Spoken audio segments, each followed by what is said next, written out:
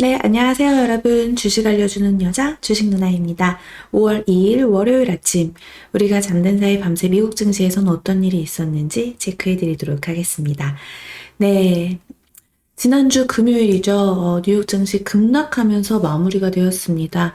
다우지수 마이너스 2.77% 하락했고, S&P 500 지수 마이너스 3.63% 하락했습니다. 기술주 중심의 나스닥 지수는 무려 마이너스 4.17% 하락하면서 마무리가 되었습니다. 그때 이제 이 금요일 날 뉴욕 증시는요, 아마존 실적 쇼크 안에서 이 대형 기술주들이 모두 다 부진한 모습을 보였습니다. 이에 따라 3대 지수가 모두 급락세를 보였는데요. 나스닥 지수 같은 경우는 지금 4월에만 13%가 넘게 하락하면서 2008년 10월 이후 최대 낙폭을 기록했습니다. 전일 장 마감 후 이 실적을 발표했던 아마존이 7년 만에 처음으로 분기 손실을 기록하는 등 어닝 쇼크를 기록하면서 폭락한 점이 증시의 부담으로 작용되었던 거죠. 아마존은 전일 장 마감 후 1분기 38억 달러 순손실을 기록했다고 발표했습니다. 이는 2015년 이후 7년 만의 적자였는데요. 리비안에 대한 투자 손실 때문으로 분석되고 있습니다. 아마존은 리비안 투자로 76억 달러의 손실을 입은 것으로 전해졌어요. 매출액은 전년 동기 대비 7% 증가한 1164억 달러를 기록해 증가율이 약 20년 만에 가장 낮은 수준을 기록했습니다. 이에 아마존 주가는 14.05% 폭락하면서 이렇게 2006년 7월 이후 최대치의 이 낙폭을 기록했습니다. 또 아울러 전일 장 마감 후 시장 예상치를 상회하는 분기 실적을 발표한 애플이 향후 공급망 차질로 매출 손실이 발생할 것이라고 밝히면서 하락세를 보인 점도 우리 증시에는 좀 부담으로 작용이 되었습니다. 애플은 전일장 마감 후 2020년 회계연도 2분기 매출액이 전년 동기 대비 8.6% 증가한 973억 달러, 순이익은 8.6% 증가한 250억 달러를 기록했다고 발표했는데요. 이는 시장 예상치를 모두 상회하는 수치였습니다. 다만 다음 분기에는 중국의 코로나19 봉쇄로 제품 생산과 수요가 타격을 입고 우크라이나 전쟁으로 인한 판매 차질이 더 커지는 한편 서비스 부분의 성장이 둔화할 것으로 예상했습니다. 이에 따라 애플의 주가가 마이너스 3.66% 하락하면서 마무리되었습니다. 이렇게 아마존, 애플 부진 속 또 마이크로소프트, 알파벳, 엔비디아, 넷플릭스 등 대형 기술주들이 전부 동반 약세를 기록하면서 이렇게 또 기술주가 포진되어 있는 나스닥의 지수가 4%나 넘게 하락했다라는 점을 체크하시면 되겠네요. 또 한편 뱅크 오브 아메리카는 올해 경기 침체 가능성이 있다며 S&P 500 지수 전망치를 기존 4,600에서 4,500으로 하향 조정했습니다. 페드가 선호하는 물가 지표인 개인 소비 지출 PCE 가격 지수는 40년 만에 최고 수준을 유지했습니다. 미 상무부는 3월 PCE 가격 지수는 전년 동월 대비 6.6% 상승했다고 발표했는데요. 이는 전월 기록한 6.3% 상승을 웃도는 수치였습니다. 다만 변동성이 큰 음식과 에너지를 제외한 근원 PCE 가격 지수는 전년 동월 대비 5.2% 상승해 전월 상승률과 시장 예상치를 소폭 밑돌았습니다. 물가지수가 여전히 높은 수준을 이어가면서 미 국채금리는 재차 상승세를 기록했습니다. 이번 주는 이제 5월 2일에서 5월 6일, 그 사이에 우리나라 지금 어린이날 휴장도 껴있고 하는데요. 이번 주 뉴욕 증시는 페드의 5월 FOMC 결과에 따라 변동성을 보일 전망이죠. 여러분들도 다들 체크하셨다시피 이번 주 FOMC 회의가 있습니다.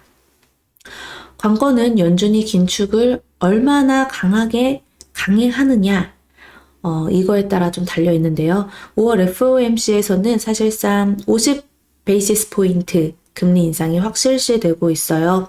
이르면 5월부터 양적 긴축에 나설 것으로 예상되고 있죠.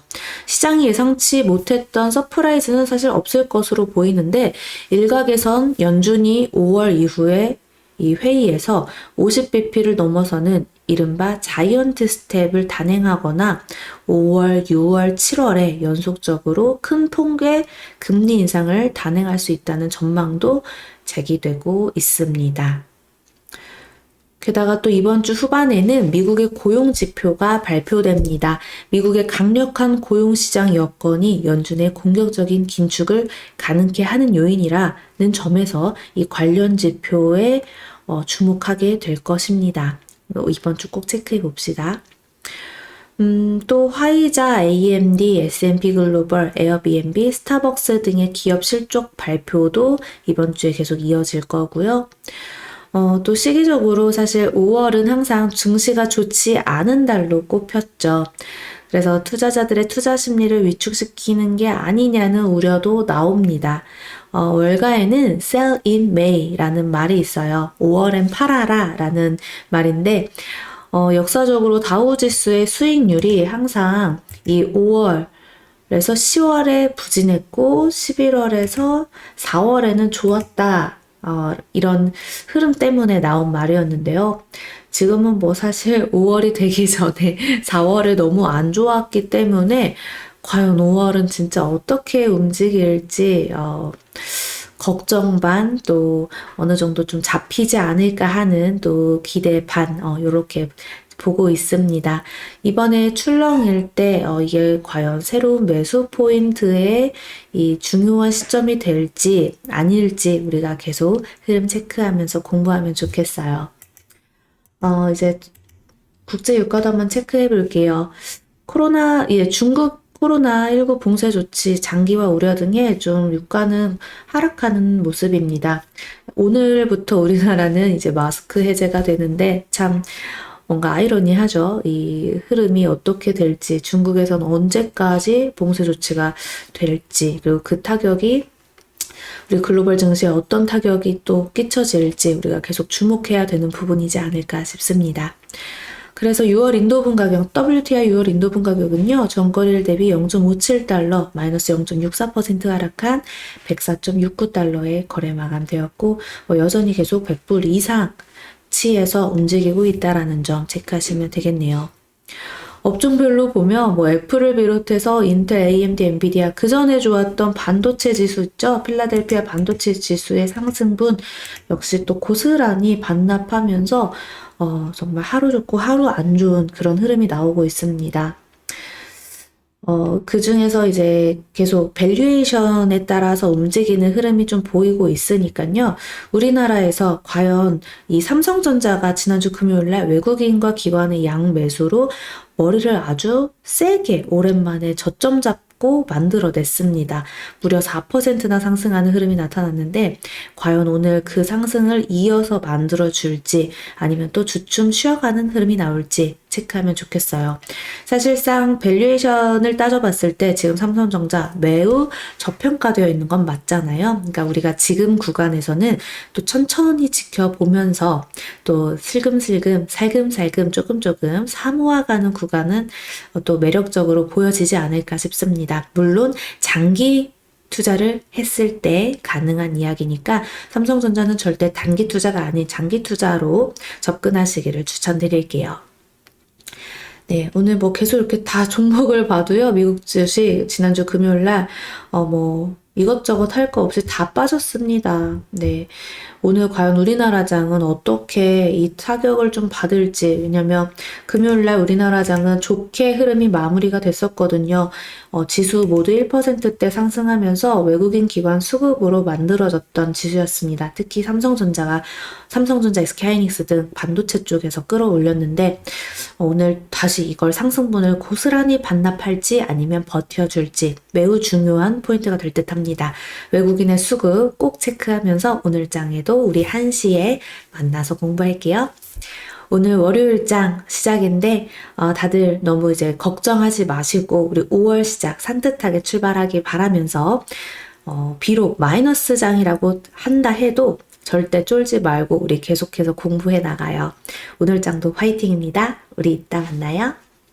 고맙습니다. 이상 주식 알려주는 여자 주식 누나였습니다. 또 만나요.